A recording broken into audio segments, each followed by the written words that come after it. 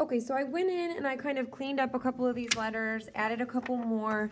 Now my objective, let's pretend I finished my whole word and all the spacing looks great, everything's good. My next objective is to color.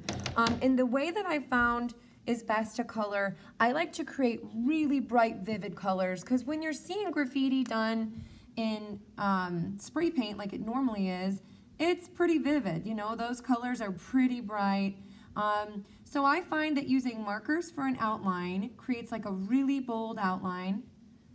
Oh, you know, and I couldn't really tell what was my C. And when it comes to colors, instead of just doing like 1,000 different colors all over the place, I find it best to kind of limit your colors to do, you know, maybe like 2 or 3 different variations, maybe 4 tops. Like if this one was going to be a blue set, this one was going to be like orangey yellows, this one was going to be pinks, this one was going to be brown, and then repeat those 4. I think that probably 2 or 3 is maybe even better. Here's a couple of things after you do your bold outlines that graffiti artists sometimes do. Sometimes they will do glares on the letters. Now, glares are just a space that is left white. The glare can be different shapes. It could be rounded, it could be rectangular, it could be shaped like a teardrop. You could have a glare that looks like this, or you could have, you know, big rounded, sometimes they have 2 in a row. So, you know, sometimes this one will have like another one above it, or sometimes it'll just be one glare. Another thing that they sometimes add are hatching. And if you don't know what hatching is basically using lines, like repetition of lines to create value. So where there's a lot of lines, it's dark, and then where there's a few lines, it's lighter. So I'm just gonna go ahead and start coloring. I'm gonna do some dark blue in this corner, and then maybe once I get done, I'll do some hatching and marker. Now, by the way, you could do hatching in colored pencil, like where you kind of leave a texture to the letter if you'd like. Maybe I'll go over and do some light blue here so you can still see that texture. I almost like to add it back in the marker just because then I feel like it's a little bit bolder. All right, so as you color along in these letters, I definitely encourage you to be doing gradations where you're coloring dark and then fading. And some people, they just like start dark in an area and fade out. And I feel like it has to be a little bit more well thought out than that. You know, maybe have 1 or 2 dark areas in the letter and have the rest of it kind of fade out from there. You don't always have to do the dark areas on the end of the letter, like it doesn't always have to be the tip of the letter and the tip of the letter and they fade together, which is why I kind of started this one about halfway through. Really what I wanted to do in this one is I wanted to make this glare kind of pop or stand out. I really wanted it to look stark white, and next to that dark blue was like the best way to do it in my book. I'm gonna add, see like in this little corner here where it kind of gets overlapped, I feel like there would be hatching or shadowing down there, but maybe that's just me. Okay, I'm gonna do some bright blue kind of coming out of here.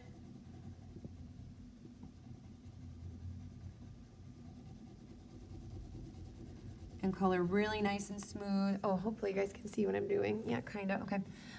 Make sure when you're coloring, if you're using colored pencils, that you're using a really, really nice sharp tip so that you can get some really fine detail and not see a whole bunch of like, you know, grates and things running through it. Then if you wanted to, you could come back in with your marker. I'm gonna add in some hatching in different areas. Just to kind of say like, you know, I want this area to look a little bit darker. So there I added in some hatching and glares. My next letter is going to be kind of an orange variation. I really love this copper marker that Crayola makes. It's kind of a cool alternative to just using like straight up brown or straight up oranges or golds or things like that. I don't really know what that line is right there. I'm just going to go ahead and trace it. I think it'll still look like an O if I do it, so I'm going to go for it.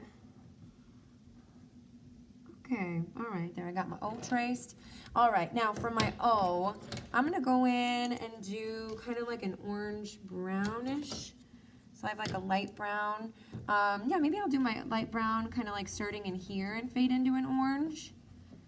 A lot of people when they color, they neglect the colors brown, gray, and black. But I find that like, you know, honestly, you could do the whole word in like, you know, muted dull tones and then go in and do like, I don't know, like 1 or 2 letters that stand out. Or I encourage my students to also combine in like images with these. So like maybe if I was doing compassionate, and since I'm an art teacher, maybe I would do like paint splatters in the shape of a heart in the background or something like that.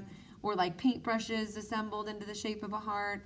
I don't know. I mean, there's a lot of imagery out there you guys could use for whatever it is you're trying to say.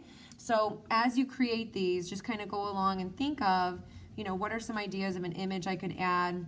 I know a lot of my students are into doing like castles and dragons, so maybe you could do something more like an old-fashioned type of image, but then kind of when it's juxtaposed or put next to this graffiti, I think that would kind of create a really cool look too. So I don't know. So just be on your toes. Anything that you can think of. You know, if you're doing something with like strength or courage, maybe you could do like a knight. So think about an image you can combine in there also. You know what I realized? I forgot to put a glare in this letter, which actually I was going to say that you don't need to have a glare in every letter if you don't want to. That's kind of up to you guys.